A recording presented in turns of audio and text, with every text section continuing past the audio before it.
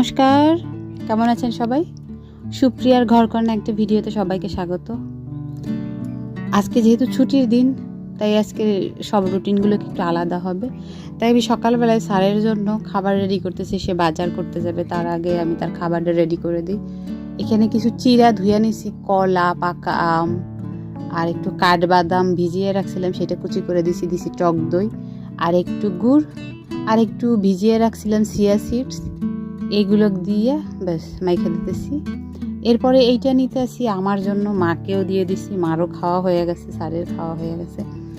তা আমি দেবো একটু হানি, আমি গুড় বা চিনি কোনো কিছুই দেব না। কলা এবং আম যে মিষ্টি, এতেই এনাফ, অন্য কিছু দরকার নেই আমার। আমি খুব কম মিষ্টি দিয়ে খেতেই পছন্দ করি, যেহেতু ফলের মিষ্টিটা আছে। খুব তড়িঘড়ি করে খাইলাম, চারপাশ অন্ধকার হয়ে আসছে, বৃষ্টি এক ঝাপটা হয়ে গেছে, চারিদিকে একেবারে অন্ধকার হয়ে গেছে। তো ঘরে বসে থাকে কি করব, ডাস্টিংটা শেষ করে নিই। এত বেশি ধুলো সামনের জায়গাটায় হয়, যেহেতু উঠোনে বালি দেওয়া, এই জন্য আরও সমস্যাটা বেশি হয়।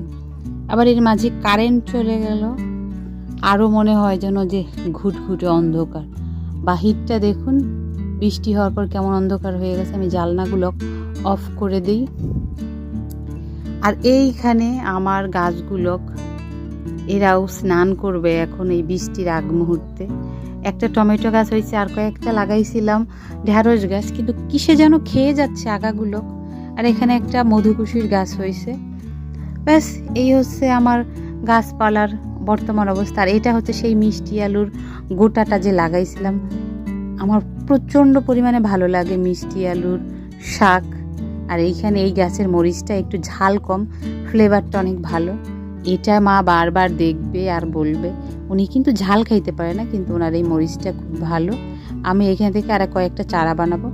আর এই যে দেখুন, সেই যুদ্ধ করা রঙ্গনা ফুলের গাছটা, আর এই গাছটাতেও না চলে আসছে সুন্দর কুড়ি। আর এটা হচ্ছে আমার বাড়ি থেকে আনা একটা দারুণ, এটাকে কি ক্যাকটাস বলবো নাকি মানি প্ল্যান্ট বলবো বুঝি না। ভিজতে স্যারে বাজার নিয়ে আসছে, প্রচণ্ড বৃষ্টি হচ্ছে। এখানে সবার মন মতের মাছ আছে আজকে। এটা কাচকি মাছ, ছোট ছোট চিংড়ি মাছ, আর এখানে গুঁড়ো মাছ আছে 2-3 পদের মিক্সড করা আছে, একটা পাঙাশ মাছ আর 2টা তেলাপিয়া মাছ। এটা কেটে রান্না বসায় দিই, খুব দেরি হয়ে গেছে, তারা হুড়ো করে যা রান্না করা যায় তাই করব। এইগুলো হচ্ছে খার কোলে যে পাতা দিছিল সেদিন দিদি, তার যে ডোগাগুলো, মা বলতেছে এই ডোগা দিয়ে নাকি শিমের বিচি দিয়ে আর শুটকি দিয়ে রান্না করলে নাকি অনেক স্বাদ লাগে। তো আমি ওনার কথা ভেবে এই অল্প কয়েকটা ডোগায় রান্না করি। উনি একা খেতে পারলেই আমার যথেষ্ট ভালো লাগবে, কিন্তু আমি এই যে শিমের বিচি দেওয়ার তরকারিগুলো অতটাও আমার ভালো লাগে না, তাই আমার আর ওটা খেতে ইচ্ছা করে না। এদিকে আরও রান্না করব কাচকি মাছ একটু আলু দিয়ে।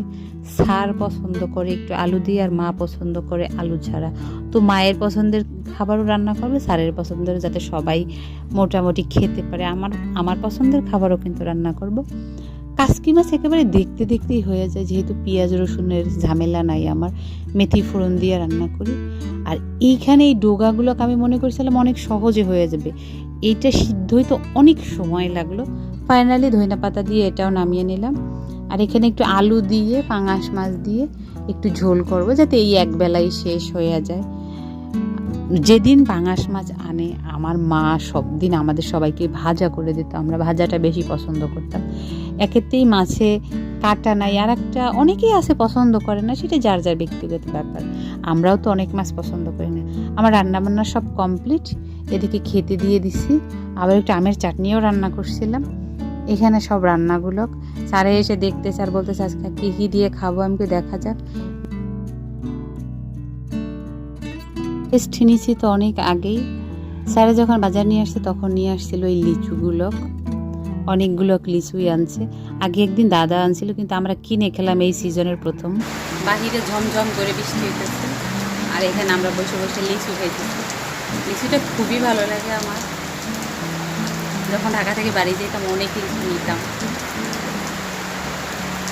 সবাই মিলে এক জায়গায় খাইতাম, বাড়ির পোলাপানগুলো আসতো, সেটা মজাই আলাদা। এগুলো খুব ভালো, কিন্তু আমি মানুষের সঙ্গে খুব মিস করি সবাইকে নিয়ে। ওই কাঁঠালও আনছে, আমাদের বাড়ি হইলে কাঁঠাল ভাঙলে মানুষজন আসলে সেটা বেশি মজা লাগে। আগেও একদিন খাইছি, দাদা আনছিল, সেগুলোকে বেশ মিষ্টি ছিল। আমি একাই খেয়ে ফেলতে পারবো যে 100 দাম খাও না।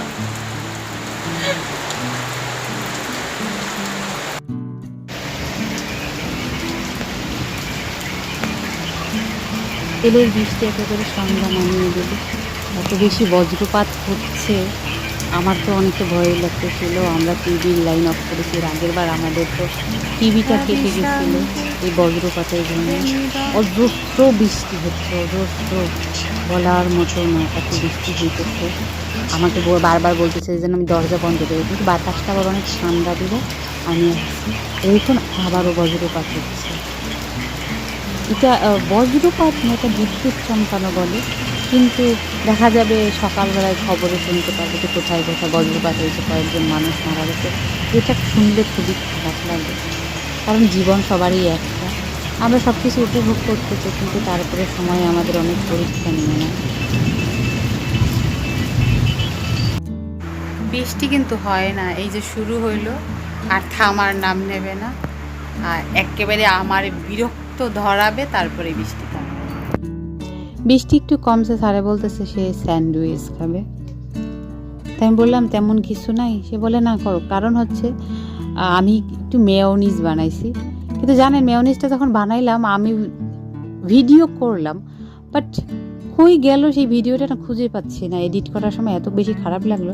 আমি নিজেই মেয়োনিজ বানাইছি, খুব সহজ এবং খুবই টেস্টি। বাহিরের মেয়োনিজ কি না কি দিয়ে বানায়, কতদিন আগে বানায়, এটা তো স্বাস্থ্যকর না। আমি ঘরে, যেহেতু স্যারে খেতে পছন্দ করে, আমিও খেতে পছন্দ করি, তার জন্য আমি ঘরেই চেষ্টা করি ম্যাক্সিমাম খাবার রেডি করতে। প্যানে দিয়ে দিতেছি একটুখানি বাটার, এই বাটারটাও আমি ঘরে বানাইছি। আর যে মিক্সচারটা বানাইছিলাম ব্রেডের মাঝখানে দিয়ে, ব্যাস এই দুই পাশটা একটু বা লাল লাল করে সেঁকে নিলেই হয়ে যাবে। আমি এবং স্যার আমরা দুজনেই খুবই পছন্দ করি স্যান্ডউইচ খেতে, কিন্তু এখনকার ব্রেডটা না একটু বেশি বেশি মিষ্টি মিষ্টি লাগে। বড় যদি হইতো ব্রেডগুলোকে আমি মাঝখানে কেটে ফেলতাম, তাই আর কাটি নেই, এভাবেই আছে, এভাবেই দুজনে খাবো।